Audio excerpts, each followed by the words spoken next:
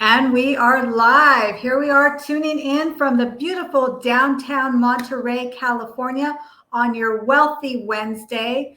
We appreciate you wherever you're tuning in to us from, wherever in the world you are. Put it in the comments, put it in the chat. We'd love to hear from you. And Wealthy Wednesday is really about the impact of different things on your wealth. And today we're going to explore the impact of the 5 F's on your wealth. And the 5 F's that I talk about are your faith, your family, your finance, your fitness, and fun. And actually, in honor of our guest today, I added another F, which is philanthropic. I know it's not really an F, but it's going to make sense to you. And today, I'm so honored to have the privilege to have with us today to be able to bring to you an incredible man of wisdom, knowledge, and expertise and experience. And truly, he is a treasure. And he truly credits his success by all of the leaders and mentors that have poured into him. And when I met John Carr, I was just so taken back because he has literally been mentored by some of the people that I have been studying for years. So it's just an honor to have him here today. Please give a welcome for the amazing Mr. John T. Carr. So, Mr. Carr, how you doing today? Where are you tuning in from? Well, I'm tuning in from beautiful Santa Rosa, California. It is beautiful there. Yes, very much so. Awesome. Well, a little bit about John Carr. He actually discovered this incredible system in high school and developed his charitable giving foundation officially in 1974. And so, John, I'm really curious. Tell us, how at the age of 27 did you become totally financially independent and fully retire at the young age of only 34? Give us a little glimpse into that. Well, it brings back a lot of fond memories, but I have to use one of the first F's. The first F is actually faith that you mentioned.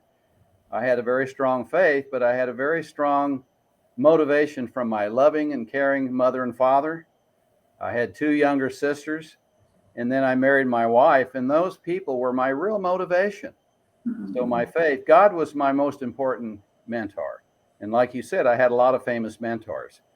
And even though I was young as I was, I got a little criticism because I liked to play golf and tennis, and I was an athlete, and all my buddies were always complaining because I spent all this time with these older guys, like Warren Buffett, for example. I grew up in Omaha, Nebraska. And Warren Buffett, as most people know, is probably one of the greatest investors of all time. Wow. And I wanted to succeed at an early age to help support my family because I grew up in a very poor family. And I wanted to help my mom and dad because they both worked so hard to take care of us kids. So at a very young age, I started working really hard. But I knew if I wanted to be successful, I had to get around successful people. And most of my buddies and teenagers were like me. We were in sports. We didn't have much money. We were having a lot of fun. So I spent a lot of time listening to these people and getting their wisdom. So I do credit my mother, my father, my 2 sisters, my loving, dear, caring wife, who's now in heaven. Those were my motivators. That kept me working harder and longer so I could maybe accomplish what you talk about the time I was 27. So I love that. So, because a lot of times people who come from poverty, more abstract poverty, they don't even know what they don't know. So I want to ask you, what happened? Was there somebody? What happened to help you kind of open up that space for you to understand that there were other ways to think about money? Because a lot of times we grow up with things like money doesn't grow on trees, only rich people, only evil people have money and things like that. So what was it that inspired you or touched you to think, I need to be around people who are wealthy and have that mindset? Well, that's an interesting question, and I get that an awful lot. But I just remember that to be successful, I had to be among successful people, and I wasn't in strict poverty. I mean, I grew up in a very humble, poor home. In fact, my bedroom, we didn't have enough bedrooms in our home, and my bedroom was the attic. You couldn't even stand up in my bedroom. All the clothes I owned until I was a senior in high school, when I got my first suit, was hanging on the back of my door that went up into the attic where I spent my evening hours and so on. But I think the motivation was I just wanted to be an example. I came from a little farm town in northwest Missouri that nobody's ever heard of. And I thought, I listened to some of these Heredier stories, and I thought, I'd like to be a rag to riches stories. Wow. And then when I was just a first year at the University of Nebraska, and I met Warren Buffett, I have to give him a lot of credit. He took me to his favorite restaurant. Now, most of you people listening would think a multimillionaire billionaire would have a famous restaurant. Guess where he took me? McDonald's. And we had hamburger, French fries, and a shake. And he took me in an old Cadillac, and I had a better car than he did. And here I'm only a sophomore in college or a freshman at that time. So anyway, I guess all this played in, but I had a strong desire. And I grew up Southern Baptist, so I was against money. I was against everything that you'd think wouldn't propel me to become financially successful. But I learned at a young age that most people don't listen to you unless you have a good track record and some factual proof that you've actually accomplished something. There's an old saying that goes around: if you can't do it, teach it. Yeah. But the doers do it rather than teach. So I never became a teacher. So how young were you when you first met Warren Buffett? 17 years old. You were 17 years old. I'm still a high school senior, but then I went to the University of Nebraska, and then I pledged this fraternity. And one of my pledge assignments, I had to go to Warren Buffett's house, meet him, and I had to get him to sign a document that I actually physically met him. So when I went to the door and knocked, as famous as he was, I knew that he wouldn't probably come to the door, and he wouldn't come to see me. I'm a nobody. So a little girl came to the door, and I'm assuming it was his daughter, and I found out later it was his daughter. So when she came to the door, I act like I already knew him. I said, "Oh, hey, I'm here to see your dad. I can't wait to see him. He's looking forward to seeing me." I mean, I fabricated a story, but that got Warren to come. And when he saw who I was, he was getting ready to leave, and I kind of grabbed his hand, to shake hands, and I held onto his hand, and I explained to him why I was there. He loved it. What did you tell him? I just said, well, actually, he was a financial supporter of the University of Nebraska in Omaha, where I went to college. So I knew that would probably have some kind of a soft spot in his heart. I said, "I'm going to your university." And I said, "By the way, I need to have you sign this so I can prove to my fraternity brothers that I actually met you. And I want them to know that I got to meet you and everything." And so I think because of that, not because of me, but because of his relationship with the university and being a big supporter of that university, he didn't want to send me back and let me tell, "Oh, Warren Buffett's stuck up. He's not friendly. He's not really a good guy." So I went back and gave a great report. He said, "I'm busy now. Come back in a couple of weeks, and I'd like to take you out to dinner maybe and find out more about you." So I went back in a couple of weeks, and that's how we got acquainted. And he and I have been acquainted now for the last, can you believe it's been probably over 60 years. Wow. That's longer than most of the people viewing this program probably are. It's amazing, isn't it? Yeah, that's incredible. I'm very fortunate, Leah. I want people to know I didn't make it because of me. I made it because of the help and the support of other people. They used to introduce me as a self-made millionaire when I did these speeches all over the country. I said, "Don't introduce me like that. There ain't no such a thing as a self-made millionaire, because nobody can do it on their own." So That's anyway, right. I like to give credit to where it's due and not to myself. Absolutely. And I really do appreciate you so much for that. And I feel the same way. I believe that iron sharpens iron. It is about the power of the mastermind. Yes. Even if we are in different walks of life, different industries, we can get together and to me, we become magnetized and we raise the vibration. And that energy is where I believe that through osmosis, that the best collaborations and inspirations really come to fruition. That's Is right. when we're able to humble ourselves and put our ego at their door. Our ego is not our amigo, but it's always trying to appear its evil little head, right? But if we can check our ego and really come with an open heart and an open mind. I think that's when we really truly have the power. So share with me, if you would, like, I know meeting Warren Buffett at 17 years old, did you really understand the impact of that? Or now looking back, do you think, wow, I was just so naive. Sometimes I just like, just kind of went for it. Well, yeah, to be honest with you, I didn't know the impact at the time. I just thought it was a good little thing for me to do, to pledge and become an active in that fraternity. But as years went by, and he and I kept in touch. Nice. I mean, when I find somebody that can help me, I don't let loose of them. I'm pretty persistent, and I think he kind of liked that. Yeah. And he's in his 90s now. He's about 10 years older than I am, and I'm just so thankful that he was able to even give me the time of day, actually. And It wasn't until actually I probably got out of college to where I realized what an important impact that was on my life at such an early age. And the fact that we're still friends, we still communicate even today. Wow. In fact, he gets my devotionals that I send out occasionally. And every now and then I'll get a comment back from him. Oh, I like this, I like that. And I use a lot of things I learned from him. In fact, if you want, you can give people my website and they can go on there. And Leah, they can see the list of mentors that I had. They can see the famous people that molded me, that helped make me. And I mean, it's just and anybody can do what I've done. In fact, people can do a lot more than I've been able to do. I'm not the smartest kid on the block, so to speak. So there's a lot of people listening right now that would like to be able to retire when I did and like to be able to become financially independent. All they have to do is implement certain policies, certain procedures, do certain things and certain concepts. And it helps if you have faith. It helps if you have individuals that you love and care about that can motivate you. For example, Denise Snyder now is one of my biggest motivations. That's She was awesome. Donna Sue's cousin, my dear wife's close cousin. And I joke about she's my everything now. But anyway, she's another person that gives me the motivation. She's taking care of a son now that lives with her who has MS.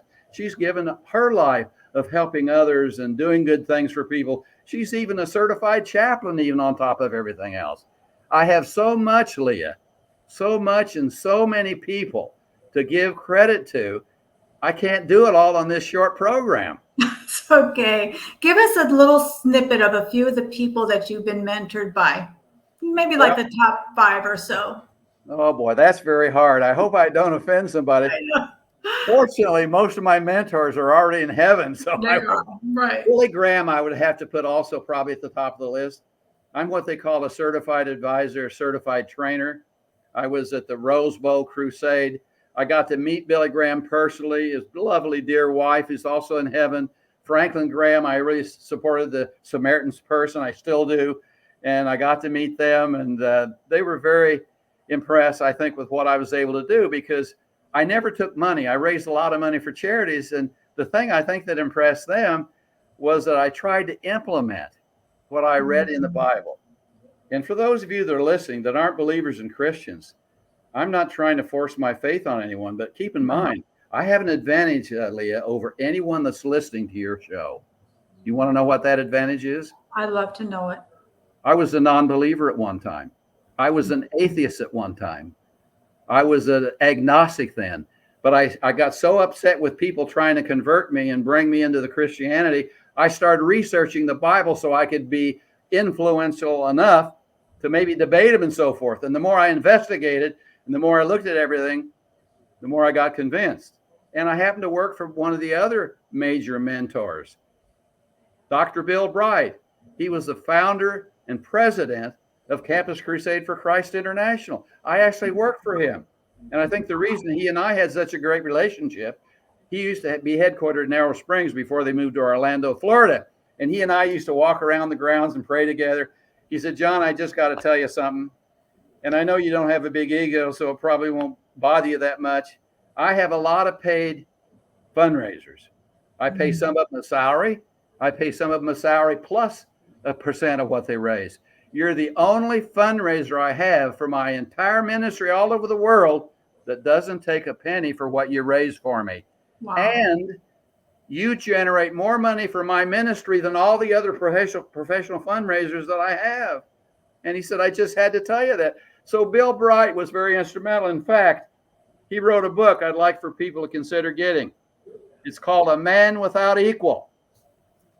It's Jesus, the man who changed the world.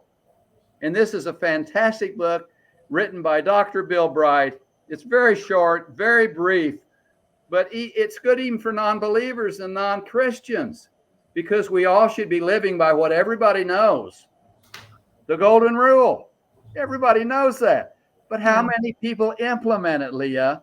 How many people actually go out of their way to try to do for others and not just themselves? Now, I'll admit, I used to have an ego, I guess, when I was growing up, because I was an athlete. I always liked to win and do different things.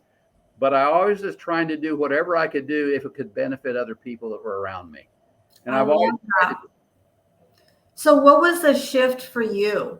What was there a moment that you could kind of bring us back to where you realized that, you know what, it's really not all about me?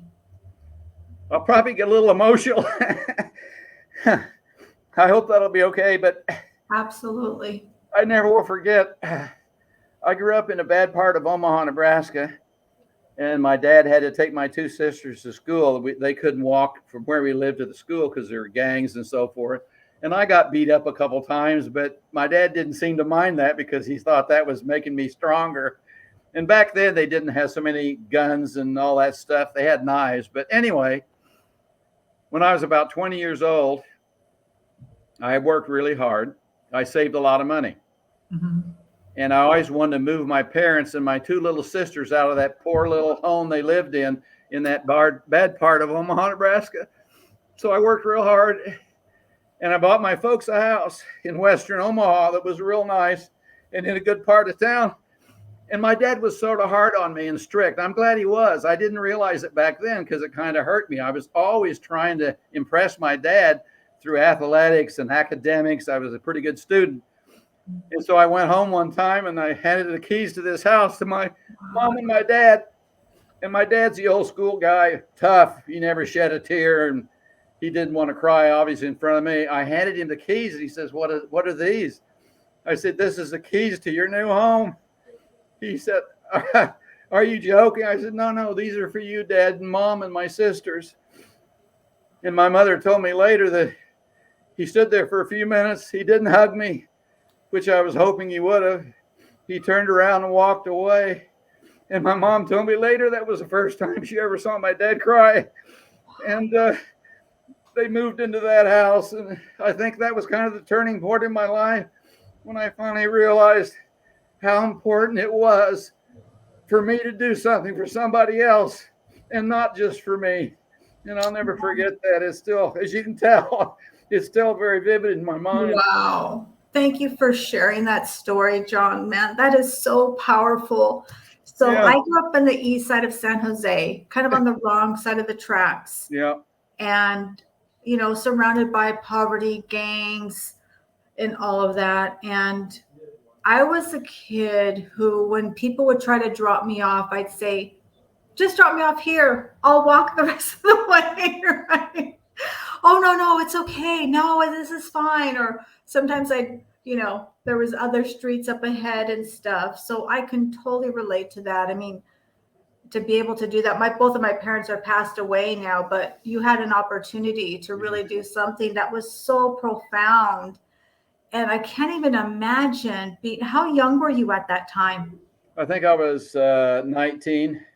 Wow. Still a teenager. Oh, you said something I want to pick up on because it struck me. You were ashamed to tell people where you live. So was I, because being an athlete and a star in high school and all this stuff.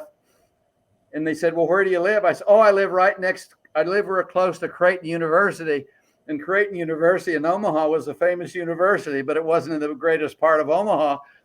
But I never told them I lived at 503 North 23rd Street, right across from 24th Street, which was the worst street going north and south through Omaha.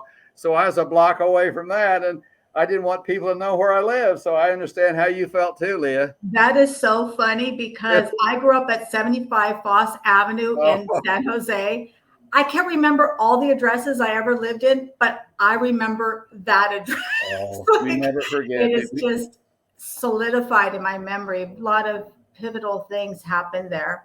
Isn't it amazing? We never forget where we came from. And that's what keeps me humble. I always remember Mhm. back where I came from. And if it hadn't been for my mentors and for God, there's no way I could have accomplished half of what I was able to do. I was merely used, Leah. I think God used me as a vessel, or the infinite intelligence of the universe, if you don't believe in God. I think something used me to hopefully be an example to help other people that don't have a very high self image of themselves. But, you know, Yeah. And I think sometimes people overlook the concept of how powerful the concept of giving. My mentor taught me that givers gain. You can never outgive the giver. The more that's you give, that abundance will just automatically come back to you. So at 19 years old, when you hand these keys to your family, what was the impact? What did you change going forward? well, my folks wanted me to be a doctor, and I was in pre med. I did this to satisfy them. And I finished pre med. I went to the University of Nebraska, but then my uncle passed away prematurely in Kansas. And my aunt, rather than asking me directly, asked my parents, "Do you think Tim will move down here to Kansas and live with me on this?" She called it a ranch because it was a farm, and he could do the chores because his uncles passed away premature heart attack. So I did. I transferred then from the University of Nebraska to the University of Kansas, and I'd get up at 5 o'clock in the morning and do all the chores. I'd drive to Lawrence, Kansas, where the University of Kansas was located, 25 miles away. Then I'd drive back and I'd go into Topeka because I had to work. I pay my way through college because remember, my parents were poor. I had to generate all my own money to pay my own way through school. And then, Wow. of course, I started my own dance band. I played dances. I played the trumpet. That made a little extra money for me. And I did all these different odd jobs and so forth, and became a salesman because on straight commission, if you're good enough, it's unlimited what you could earn. And my dad was against that. If you believe that, he said, "John, there's nobody in our family has ever become a salesman." I said, "Dad, the hours I'm working sweeping floors in this garage where you work, I can't work enough hours to pay my tuition. I don't have any choice. You want me to be a doctor. How can I be a doctor if I can't even get through college?" So I became a salesman. And out of my desire to satisfy my parents to become a doctor, I had good grades. I did well and generated a lot of money. But then when I met Franklin D. Murphy, who was the chancellor of the University of Kansas and the president, unbeknownst to me, the company I was the top salesman for in the entire country, they were sending letters to Franklin D. Murphy, letting him know, "You've got a student at the University of Kansas that's making more money than even you are, and you've got an MD degree, a PhD." What they wanted Franklin D. Murphy to have an assembly on the campus to introduce me so I could recruit a lot of these other college kids to do what I was doing and sell their products. So he did. But he called me in his office, and I'll never forget, Lee. I hate to go on, but this is kind of a cute story. He said, and I'll quote, he said, "John, what in the HEEL are you doing?" I was intimidated. Here I'm a junior in college, called in Mhm. the chancellor's office. I thought he was going to go. Anyway, he said, "You're making more money than I am, and you're still a teenager. What in the HEEL are you doing?" I explained it to him. He said, "Yeah, that's what your company's been telling me in letters and stuff. We're going to have assembly on campus. We're going to introduce you. And I want people to know that we have a student here at the University of Kansas that's outselling all the full-time salesmen and college kids all over the United States. That's going to bring a lot of goodwill toward this university. So I'm not doing it for you. I'm doing it for the university." I said, "Okay, no problem." Anyway, he said, "We'll probably have about 50 students here at this. We never have more than 50 or 100. Guess how many people showed up?" And they put posters all over the campus. And they How didn't many? come, they didn't come for me. They came because this was a job opportunity. Come to find out how you can work your way through school. And you're going to hear from a student here at KU that's working his way through the University of Kansas Oh, by wow. selling this company's products. They came for that reason. We had almost 2,000 students. They had to move out Wow. of the room we were in and go to one of our stadiums where they had enough seating capacity. Now, I Wow. was scared to death because Franklin D. Murphy introduced me and I had to get up and talk. But to skip forward, Franklin D. Murphy, after that, became the president and chancellor at UCLA in West Los Angeles. Guess Wow. what? When I got married, Donna Sue and I moved to Beverly Hills, and I was right close to UCLA. So I reconnected with Franklin D. Murphy. They built a Franklin D. Murphy building after him on UCLA's campus. That's how great he was. So he was also one of my mentors. How in the world could anyone, not just me, anyone, when they've got Billy Graham and Dr. Bill Bright and Norman Vincent Peale and Zig Ziglar and all these people in Franklin D. How could anyone not be successful, Leah? So it wasn't me. I was actually doing it for them. I want them to be proud for helping me and giving me the knowledge and information. And all I did was implement it, because coming from the farm country in Northwest Missouri, you learn to be a hard worker, and I was always a hard worker. I wasn't smarter than anybody else, but I outworked everybody else. Yeah, I love that. And, it's the implementation. The difference between knowing and doing is the biggest gap. How do we know that we know something? Because we do it. So what inspired you to take action? I mean, you probably felt out of sorts. You probably didn't have it all figured out. Maybe your mentors, were giving you more challenging tasks. But what inspired you? Because we all feel a little scared. One of my mentors, Cassandra Terry, she says, do it scared. Do it with wobbly legs. Do it even if your voice trembles. And it's easy to say, but when you're faced right there of a decision, let's just say we're trying to make phone calls and we pick up the phone call and suddenly that phone call looks like this big hairy beast. We all have that decision to make. And some of us can easily say, oh, well, I'll make the call tomorrow. Like, what is that switch? Help us to, how can we access that doing? People are going to be a little surprised at this after hearing me go on and on like I am, but I never will forget, Donna Sue and I moved to Chicago. I got a job opportunity I couldn't afford to turn down, so we moved to Chicago, and I never will forget. I was with this company that I have to give William Penpatrick a lot of credit for, too, because he was the founder, chairman of the board, and everything for Holiday Magic, which was a cosmetic company that I got involved in. And I only got involved in that because my wife was an actress and a model. And I said, honey, if you like these products, I can sell them. So she loved the products, so I started selling. But anyway, they used to have what they called opportunity meetings at the Sheraton Blackstone Hotel on Michigan Avenue in Chicago, Illinois. And this was one of the turning points in my life that she asked me about. Anyway, they wanted me to give up and give a presentation because I was the top. Donna Sue and I, as a couple, were the top money earners in this company in all the world. They had operations all over the world. And they wanted me to give up and give a little talk. I was petrified. I had never gotten up in front of that big of an audience before. And I was trembling, like you said. How many people were there? They claimed there's over 2,000 people at that. That's why I was so intimidated. Right. They had to force me. Several guys came up in the audience, got me by the arms, took me backstage, forced me out on the stage. Wow. And I did the whole meeting. And to this day, Leah, I can't even remember what I said. They said it was a great meeting. I got a standing ovation, and I don't even remember what I said. Right. So that was kind of a turning point. And I thought, even though I didn't think I did good at all, if other people thought I did good, I got to put my ego in my own pocket. Don't worry about what I think. If it's effective and it helps other people, then they couldn't hardly keep me off the stage after a while. As you could probably tell the way I'm talking now. Wow. I talk too much, I know, Leah. No, you do not at all. I love it.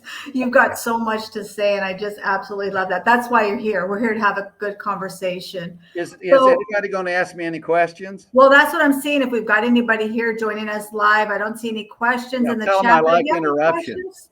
Yeah, we love interruptions. We'd love to hear your questions. Type in the chat if you have any questions, and even in the comments, go ahead and reach out to us. So I feel like I'm learning a lot here. Oh, really? I'm learning a lot. So you feel like at that point, even though you did it scared, that was a total shift in your identity, in your confidence. Like, what's the word that you would use?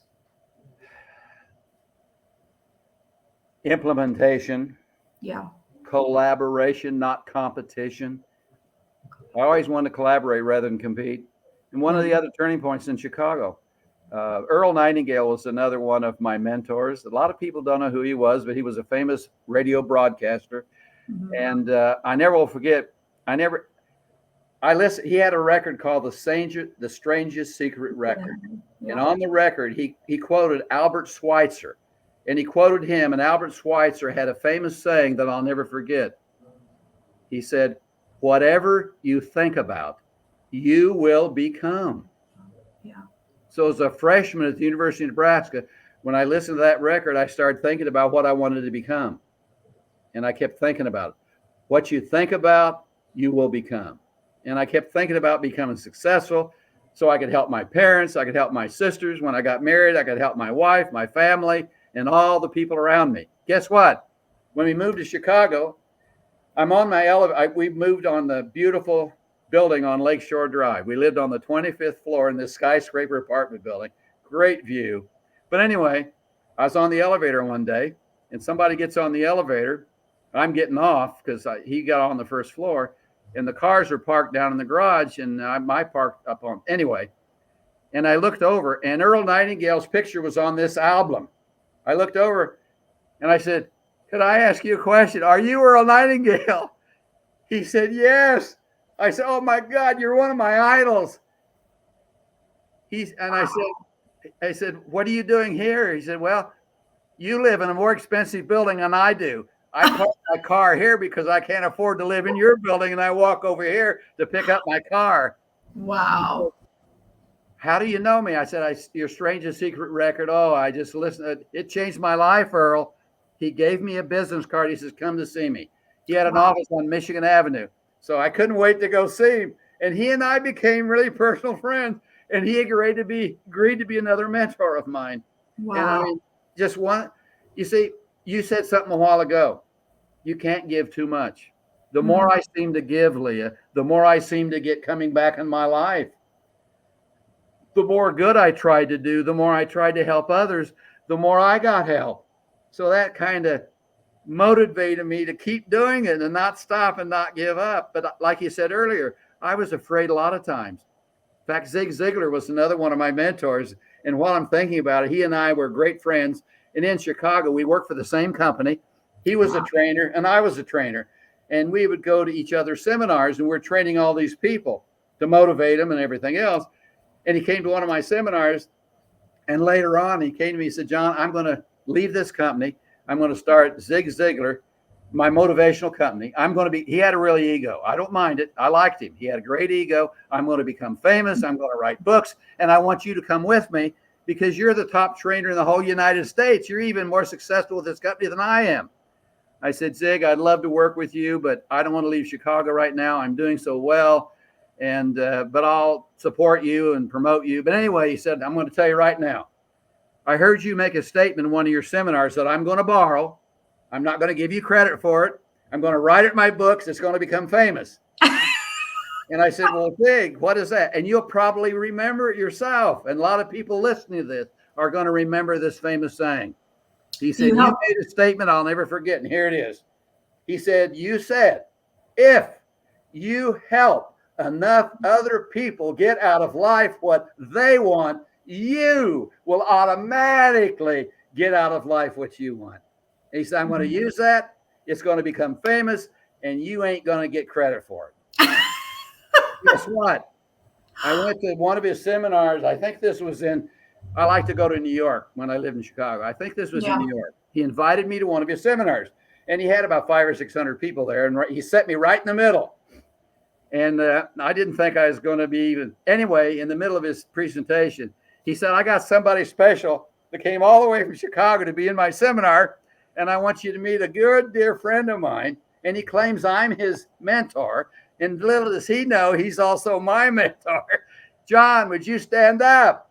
And I didn't stand up at first because there's a lot of other Johns in there besides me. So anyway, he said, "No, John T. Carr." I said, "Oh my goodness." So I stood up. He said, "Stay standing. I told you, remember years ago, I was going to use a famous one of your sayings and not give you credit for it. And by the way, it's in my book already." I'm Right. going to publicly announce right here while you're standing in my seminar. Wow.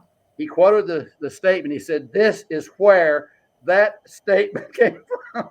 And he finally gave me credit for it. I never Wow. will forget that. And of course, Zig and I were friends for 40 years maybe. And Donna Sue and I used to go to Dallas all the time. And I'd always go see Zig. And I'd call his private secretary, Lori Majors. Her and I still communicate. 40, 50 years later. But Wow. anyway, I called Lori. I said, "This time, don't tell Zig that Donna Sue and I are in Dallas to see him. I want to surprise him." Pause on the telephone. She said, "John, I hate to tell you this. You aren't going to be able to see him." I said, "Why not?" "He's in a memory care facility. He happens to have Alzheimer's. Oh. And he's at the later stages. He doesn't even recognize his wife. He doesn't recognize Tom, his son." Oh, I said, "Oh, no." That was in October. He passed away the very next month. I never got to see him. And his family didn't want me to go there because they didn't know how he'd react or anything, so I didn't go, and I honored their request. But Zig was also one of my mentors, and I hope people can enjoy some of these stories because I absolutely love these stories. I got so many stories I could talk forever. I know, I love it. We're gonna have multiple parts to this. Okay. The first time I spoke with you, and I just was enjoying the conversation, and I felt literally, and I'm sure I said this to you, was I felt like I was literally speaking to Zig Ziglar. Oh, really? I mean, because you have the same tonality, and Zig Ziglar to me is so funny. I just listen to him, and I just think he's so corny, but he's so hysterical, so unassuming, but so much charisma. Oh, yes. And so I love that you share that story and that he was one of your mentors. So let me ask you, what would be maybe like a common thread from some of your mentors on how you watch them? Because I think most things are not taught, they're caught. It's one thing, and I use the example of we could sit here and tell our kids not to smoke, but if we're smoking, then what's going to have more impact? The children, not by us telling them not to smoke, it's going to be us smoking, right? And so for me, when I think of all the mentors that you had, what was one of the common threads that you saw them implement the giving mindset, the philanthropic, how they gave? What was there a certain like phraseology that they kind of all had in common, or was it they all had their own different way in that they implemented giving? Very interesting question. And I'm going to mention somebody else that'll probably listen to this interview eventually. Ben Gay III. He happened to be the president of one of the companies that Donna Sue and I were the top representatives for.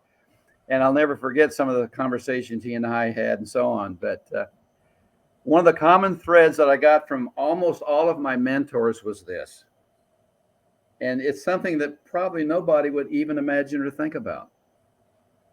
Almost every one of them said, "John, here's, I think, one of the things that we'd like you to remember that I think will help almost everybody that you meet." Now, this came from I'd like to say 100% of my mentors, but I'd say 75 to 90% of them came up with all this similar statements and situation. They said, "Try to remember, here you are coming from a poor home, humble upbringing, from a little farm town in upper northwest Missouri that no one's ever heard of, but yet you accomplished some great things." In fact, when I first started the foundation, I was giving money away, because I didn't need any more. Donna Sue and I had all the money we would ever need the rest of our lives, so I didn't want to amass more money. Keep in mind, it probably goes back to my upbringing where I was anti-money oriented. So anyway, I never will forget the fact that they mentioned that you and your giving is something that if you could somehow articulate that with other people, you don't just have to give money. And Wikipedia finally investigated me. So because so many people went to them and said, "John and Donna Sue has a story that sounds too good to be true." Now, usually when you hear a story that sounds too good to be true, what do you usually think? It is too good to be true. Right. It's fake, it's false, it's exaggerated.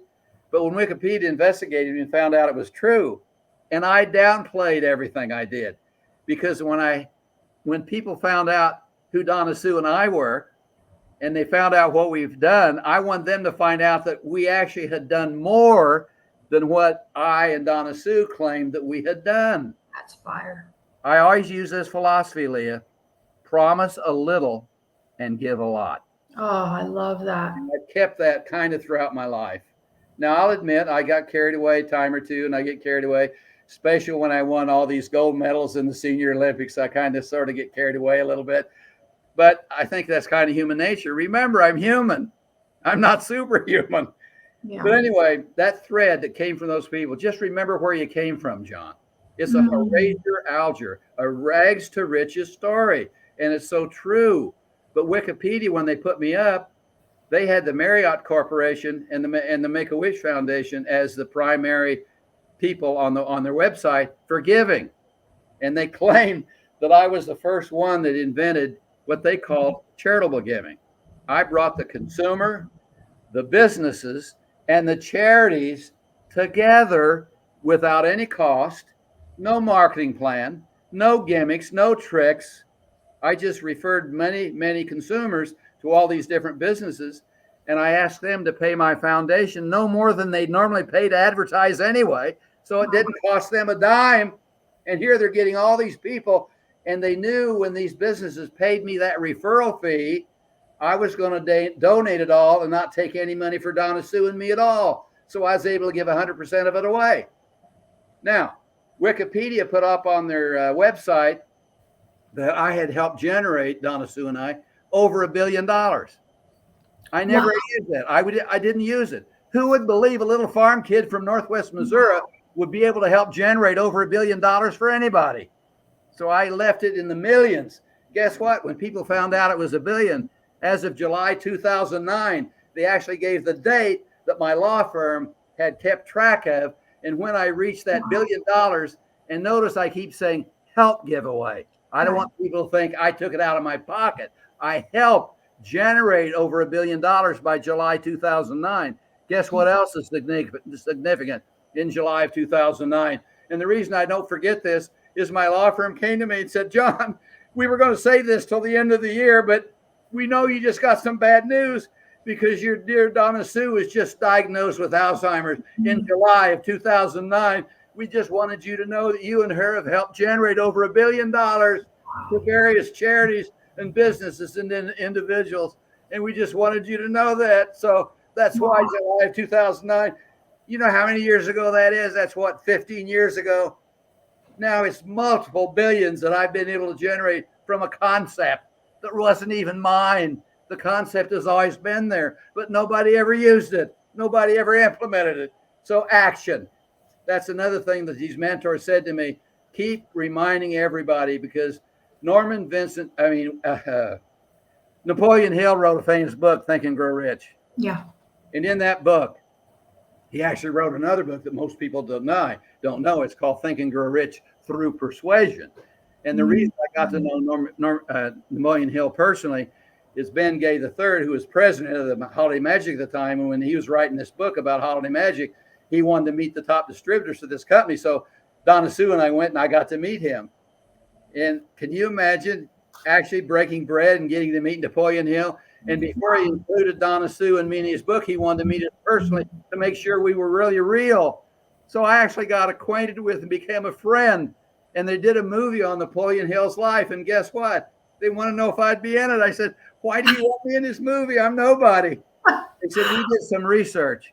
It's only a few years ago. They said, as far as we can find, you're the only remaining living person. Wow. A personal friend with the great Napoleon Hill. Because Norman Vincent Peale's gone. He wrote about him. He wrote about Billy Graham and all these other famous people, and they're all gone except me. So that's the only reason they put me in the film. And when I'm sitting there to go on the set, unfortunately, they put me behind two real famous motivation speakers. I said, why do I have to go on before these guys? I mean, I'm not motivational like they are or as articulate. They said, John, you have something that nobody else has. You have a story that nobody that we know of on the planet can tell. Wow. Powerful. That's huge. See how blessed I am. See how fortunate, how lucky I am. You were definitely. Thank you, everybody out there, because you're the ones that made me what I am. You too, Leah. Oh, I'm so honored that you are being so vulnerable. This is going to be tremendous for people now and people who watch it in the future. You being so generous with your time and your stories and your emotion. And what I want to know, John, is you said, you know, give a little, promise a little, and give a lot. And remember, always remember where you came from. What has helped you to do that? Because a lot of people say that. And I will say for me, I know for me, there was a lot of shame growing up in my childhood. I felt embarrassed about where we lived. I felt embarrassed about a lot of things. Our car was really wonky and things like that. And so for me, it's been a real full circle to understand that your mess can become your message and share that story. But a lot of times when people get to a certain place, they forget where they came from. Their ego is not their amigo. And suddenly, this probably not intentionally, I'm sure, but they forget about that humble spirit. So how would you suggest that we remember where we came from our humble beginnings? Well, it's not really hard for me to remember that because I think about my parents and my dear wife all the time. And it reminds me of how fortunate I have been to have as much help as I've had to be accomplished what I've been able to accomplish. And I just give all the credit to everybody else. And my my my payment, a lot of people ask me, how can you do what you do? How can you afford to live? How can I mean, I live in a very plush senior living community here in Santa Rosa. I mean, most people can't afford to live here. But I remember where I came from and I remember why I was able to be here. And if I could leave something for somebody, I just try never to forget your seeds. I went back to Omaha. I went to Central High School. It's a very famous school, one of the top academic and athletic high schools. I was there when Gale Sayers was there and his brother Rogers. Gale Sayers became one of the top left halfbacks for the Chicago Bears. And when I moved to Chicago, and he and I were great friends, he gave me box seats for Donna Sue and I. We never missed a game. And he was Wow. one of the great. Now, Roger Sayers was his brother, and Roger was in my same class. Gale was a couple years ahead of me. By the way, Gale Sayers also went to University of Kansas. It's another reason I went down there because he and I were playing sports together. Long story short, Roger Sayer was faster than Gale in the straightaway. Gale was very shifty. That's why he was such a great quarterback for the Chicago Bears. And I liked race and track, and I'll never forget Roger and Gale and they called us in the high school circles in that part of Nebraska. We were called Salt and Pepper, and I never won one. And I was fast. I never beat Gale or Roger in one race. Back then it was a 100-yard dash, Wow. except once.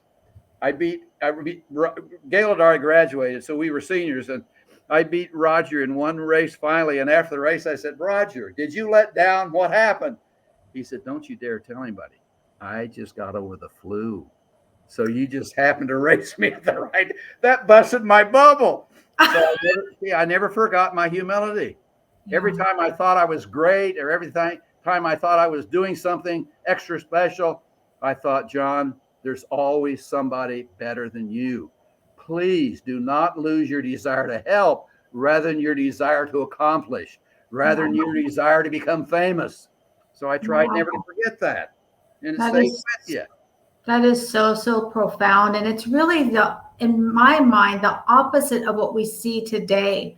I mean, it's really easy on social media for me to have this perfect background, but if I turn, like, you're going to see the office, you're going to see like my little messy desk, like, so many people want to have this facade of perfection or start showing, cars maybe that they don't own, or give this idea that they have houses that maybe they are don't own or so mortgage. So your ability to do that is so unique and so profound. I don't know that you really understand that.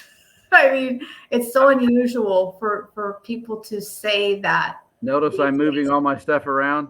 Yep. I was trying to find the picture of Donna Sue because when people come into my room, they see pictures of her in the U.S. Olympics and all the different pictures. They say, how come you don't have any pictures of you?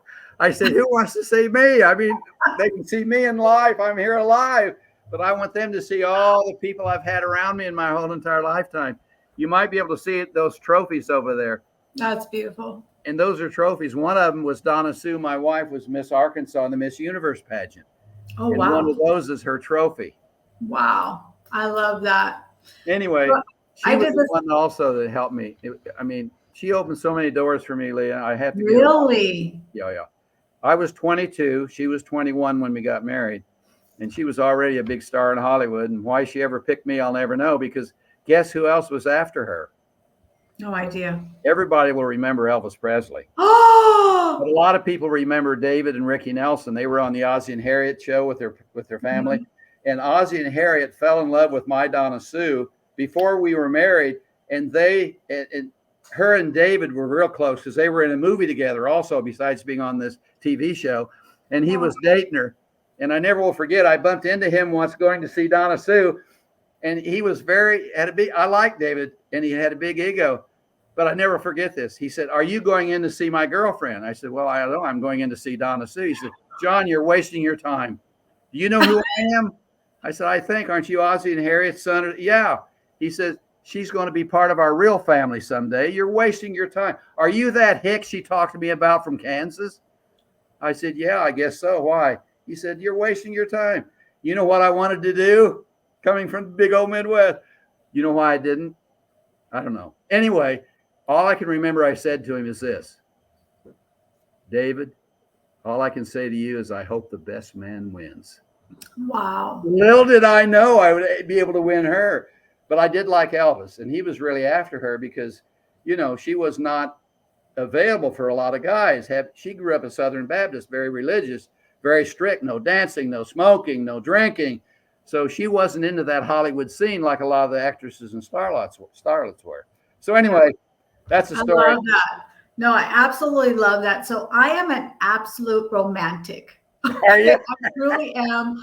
I believe in love at first sight. Every time I meet a couple, I always ask them, okay, how did you two meet? Was it love at first sight? I just have this, I don't know. I just love love.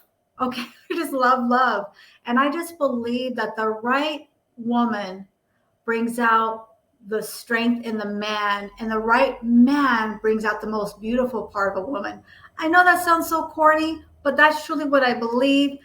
And, I don't have that in my life right now. So I just live vicariously through other people who have that. So I love that you share that story. And that really makes me feel like, wow, it really, to me, validates my belief.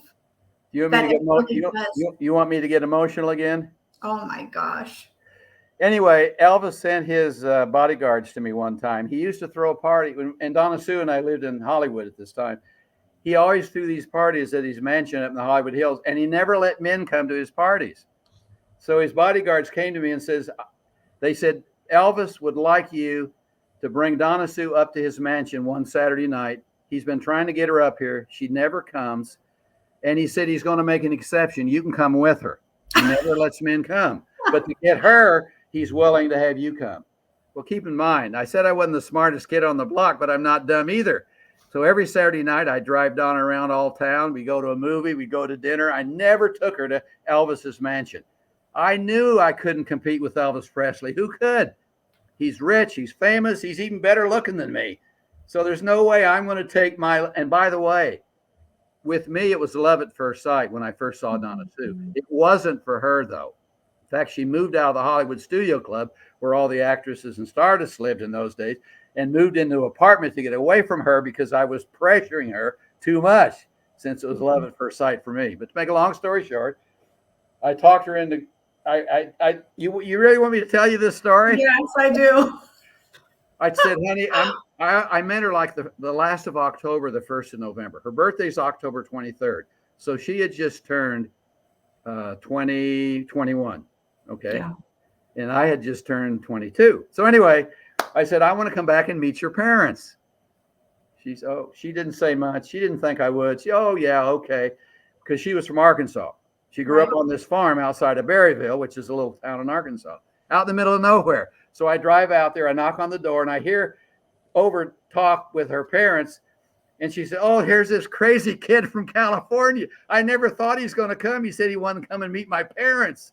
And I'm not even that serious about him yet. Crazy kid.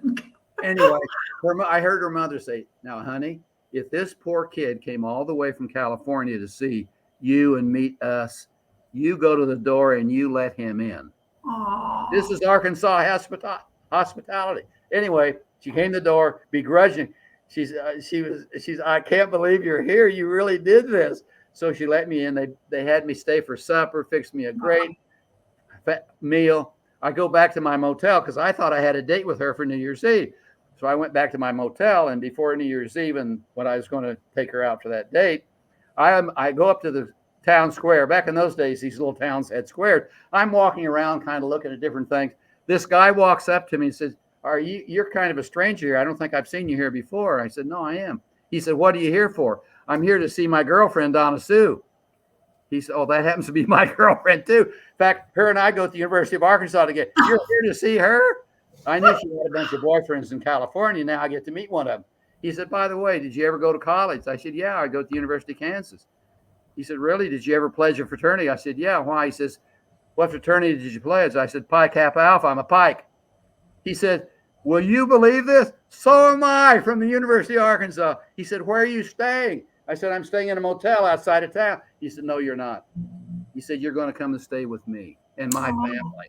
My dad happens to be the mayor of Berryville. He's the mayor of this town. And since you're a fraternity brother of mine, now I didn't know this, Leah.